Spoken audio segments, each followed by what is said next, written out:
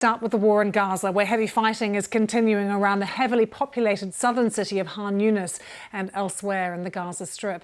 Around Khan Younis, Israeli tanks have reached the city's main north to south road, and the Israeli military has ordered civilians to leave the city centre.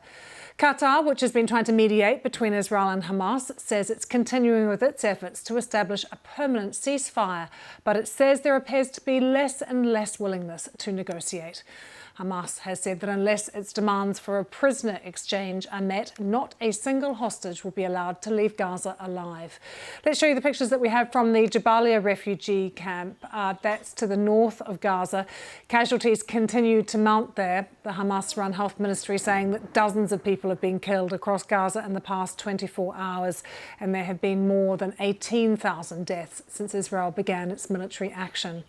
Rockets have also again been launched from Gaza into Israel, with one person injured in the central city of Holon. Israel has announced that 7 more of its soldiers have been killed while fighting in Gaza. That brings the total number to more than 100 since the conflict began. My colleague Anna Foster has the latest for us from southern Israel. We have seen and heard the sound of continuing airstrikes in particular. They are the very loudest explosions. Sometimes here we even feel the pressure wave as they explode over in Gaza. And we see then those huge plumes of black and grey smoke, columns of smoke rising up in the air. You can even hear, that's the sound of outgoing fire that you can hear in the background there.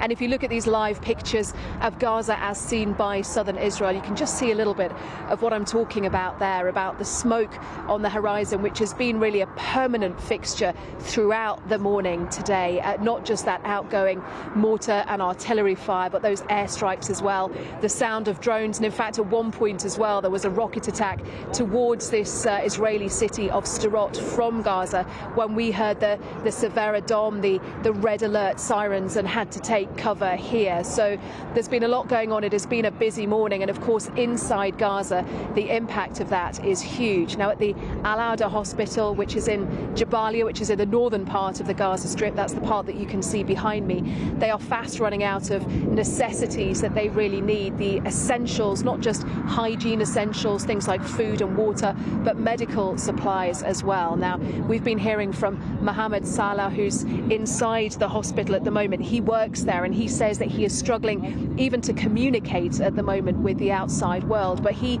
sent us this audio message describing not just the difficulty of the situation there, but you can also hear in the background the continuing sounds of the bombardment. The food is less than the beginning of this siege.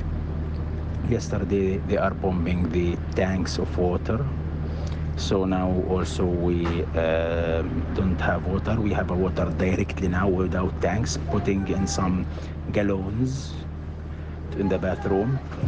The healthy water maybe tomorrow, maximum after tomorrow, will finish because there is no water at tanks to filter it.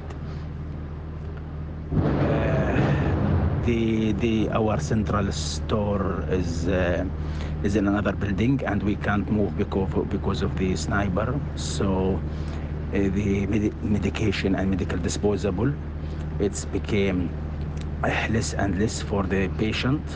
So the doctors are trying to deal with the medication and medical disposable for a way to save this medication more time to this patient. Related to the food, actually we didn't have a food. It's some rice, some bread, and the bread we prepared because we have till now a generator, but if this generator will stop, so the direct water will stop, and this bread we can't prepare this bread. So we will cook this rice for 2, maximum 3 days, because we have only 1 meal per day for staff and for patient and for the family of the patient who is with their family, with their patient. And related to starting the healthy, the hospitals start to be not healthy hospital about the smell. So we this is because there is no water. From yesterday at night, there is no water. So this morning, every place that it's the bathroom without water, and also the smell of the bacteria that from the legs and arms of the patient, the injured people. Also, it's very, very odor bad, very bad smell, very odor.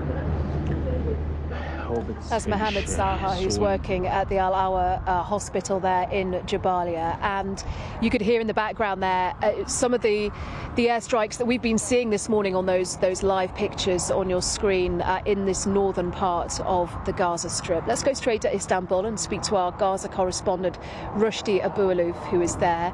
Rushdie, we heard Mohammed there talking about the deteriorating humanitarian situation. Just talk us through a little of the military situation at the moment, because we hear that Israeli forces are now focusing on the southern city of Khan Younis. Where are they, and what does that mean? Give us some context. Yeah, Khan Younis, is the second largest city, and it's the hub for the southern part of Gaza, and where about 2/3 of the population are now in the south, and the rest is in the middle and the north. Yesterday or the day before, the Israeli tanks are started to move from another direction, which is east of Khan Younis, after they have captured most of the 4 main villages in the east. They cut through Salahuddin Road, they crossed Salahuddin Road, and now they are in the eastern part of Khan Younis, and tanks are advancing very slowly. The area is a very complicated area. I was there for 4 weeks, and I know the area very well. There is a huge buildings, and there is a lot of shops and a lot of people, very highly densely populated area, and there is hundreds of thousands of people are still in Khan Younis. This morning, the Israeli army was dropping leaflets in the area, asking people to go west to Al-Mawasi area, but Al-Mawasi area is a very small area, and it is not designed to receive people. There is no infrastructure on it, and there is no buildings. It's mainly agricultural area in the coastal side near the Khan Younis. The situation very complicated in Khan Younis. About 34 people were killed in the last 24 hours, according to the directors of the Nasser hospital in Khan Younis. Over 150 people were injured, some of them in a very serious situation. And doctors in the hospital, he told me, the director of the hospital, that they are struggling to cope with the number of people, the number of injured people received by the hospital, with very little medical supplies left in the hospital, and they are struggling also to keep the emergency department working with a shortage of fuel in the place. In the Khan Younis area, thousands of people also continue to flee the fight and to leave to the nearby town, which is Rafah. Rafah has a very small town, and now over 500,000 people are in Rafah, according to the telecommunication company, who managed to monitor the signal of their mobile phone. They believe about 500,000 people in Rafah, and Rafah has a very tiny also and small town, and people almost live in top of each other. And I talked to people in Rafah. They are struggling to find food, and they are struggling to find clean water. And when the people first displaced, it was summer, and now it's winter, and they also have to deal with this weather condition without a proper shelter. All of the UN schools are full of people, streets are full of people, and people don't know what to do or how to cope with the situation. Rushdie, thank you. Rushdie Abu-Alouf, our Gaza correspondent, who is now in Istanbul.